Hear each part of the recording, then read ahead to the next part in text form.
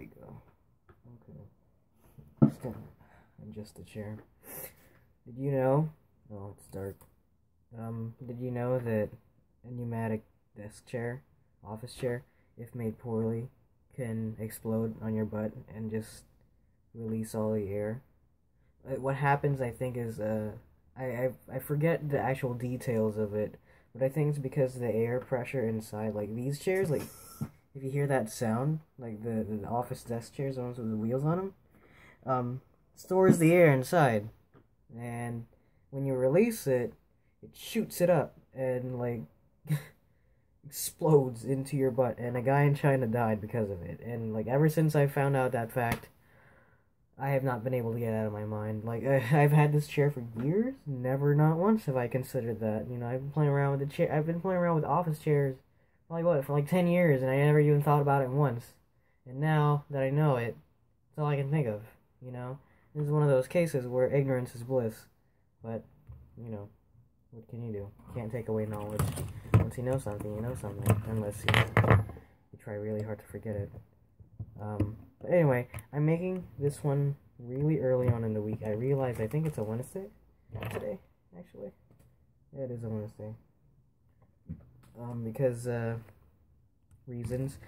I need to practice my speech for my speech class. So on Monday, we were assigned our next project, which was to work on our self-introduction speech. And what it is we have to spend 3 to 4 minutes talking about some random innocuous objects that define us. And I'm still thinking actually about what to bring, but the catch is I have to spend 3 to 4 minutes with the speech. And you know, I don't necessarily have to bring exactly 2 or 3 objects. I could probably just bring like 1 or 2. Honestly, I could probably just bring a couple. But the thing is, I need to have like a handful on me. But my main problem with this thing is I have a time limit, and it's, you know, I can't speak no less than 3 minutes. I can't speak no more than 4 minutes because the class is super big and we have 2 days to do the project. So that's why we're spending like just at the minimum 4 minutes, or the maximum, sorry, at the maximum 4 minutes for each person, so that we can get on with it and get on with it and get on with it, which is fair, you know. But you know, if you're the person that casually just looks through my channel or watches these videos, or just looks at the runtime on each of these videos, you'll know that these videos go all the way up to 20 minutes, and I'm pretty sure I've said multiple times that I need to work on making these shorter. And that's just me as a person, you know, just trying to maintain the interest of the audience. But now I actually do have an objective because, oh jeez, I kind of want to do good in the class, I guess. So I guess I'm trying to figure out a way to make things concise. Part of the deal is, it's, oh, see, I'm doing it. Part of the assignment is to,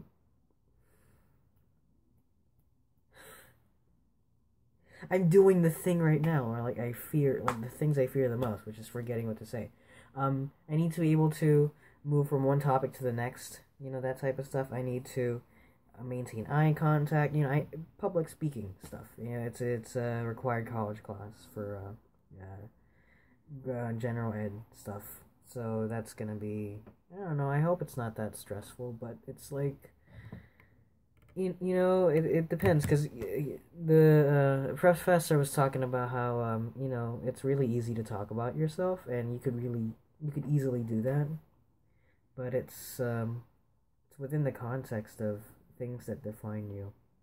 So I guess I'll start off with this. If I had to bring an object, no, not this one, I'll probably bring this one. If I had to bring an object, I would probably bring this.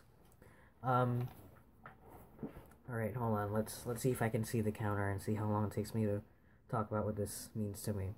So, ready, set, okay. So, this is a PlayStation controller. A lot of you guys have probably seen one. And this defines me because I've had video games pretty much my entire life. one of my oldest memories is playing Silent Hill 1 on the PS1. And ever since then, you know, I've just been a gamer. It's just been a really important thing to me, and you know, it's getting more and more popular, and it actually makes me so happy to see video games. Like I saw an ad for Splatoon the other day, and just knowing that other people share this common interest with me, because video games, the way I see it, is a way to escape the reality, like escape the confines of the world surrounding you. Um, and I think that's just a really beautiful concept, because you know, in the real world, I'm not saying that real world is exactly boring in any sense, but I am saying that in a video game, you know, you could be the savior of the world after a nuclear apocalypse. You could end the nightmare that's going on with a certain town. You could connect all the worlds. You could be the, you know, it's so such a broad, like there's so many possibilities to it. And I think that's a concept that we all need to keep in mind, is find ways to escape our reality. And I think I did good on that. I think that, yeah, it was 2 minutes, I guess. The next topic I was gonna go into was pipe cleaners. Hold on, let me see if I can find some real quick. There you go, some pipe cleaners. So these are important to me for a variety of reasons.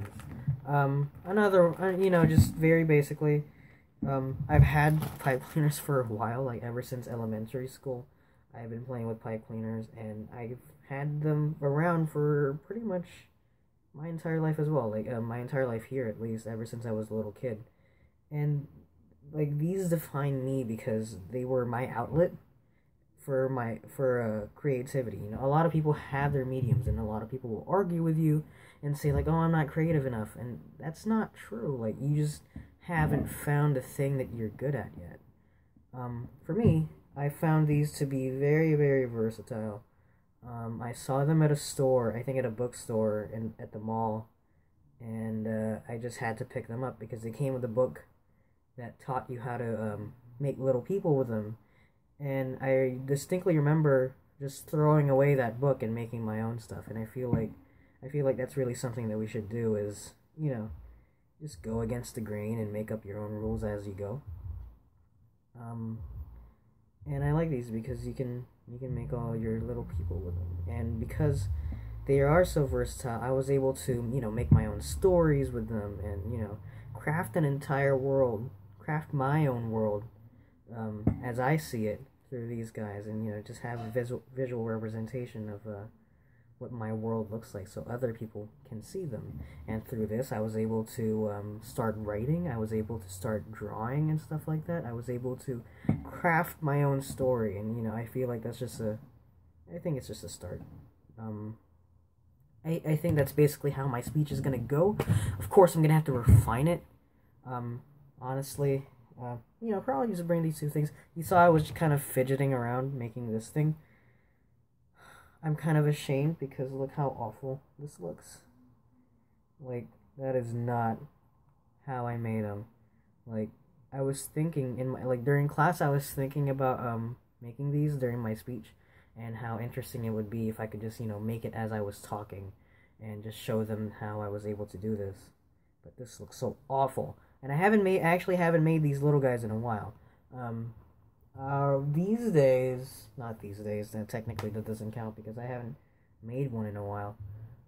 But more, you know, recently, I've been making, big ones, like around this size. Yeah, this Ed Kenway, he's around 4 inches tall. Around those size of pipe cleaners, and they use much more than just the one piece that I used. And, they're a lot more complicated, but, you know, I think they're a lot more easier to me because they're the ones I remember the most.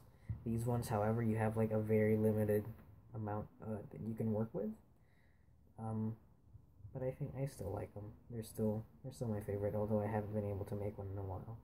This looks so hideous. I'm sorry. I forget if you start on the legs or the arms first, because all I know is every time I made one of these little guys, they look like X-Men. You know, like, so that's why they had a uniform, and the story goes it's like they're soldiers and stuff like that, blah blah blah. Anyway, I just wanted to try and practice, try to test that out today and see how that went. I'm probably gonna post another video on Friday just to practice again, I guess, and also actually like my actual video for the week. Anyways, that's it for me. I guess I'll see you guys in a few days.